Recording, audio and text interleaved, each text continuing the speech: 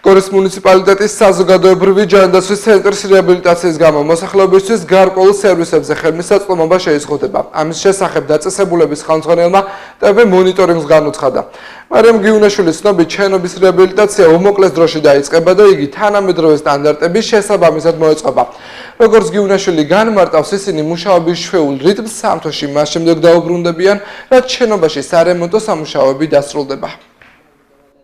გამოვლინდა გამარჯვებული კომპანია, ვინც რეაბილიტაციას ჩაუტარებს ჩვენ სამსახურს. ნელ-ნელა გადავდივართ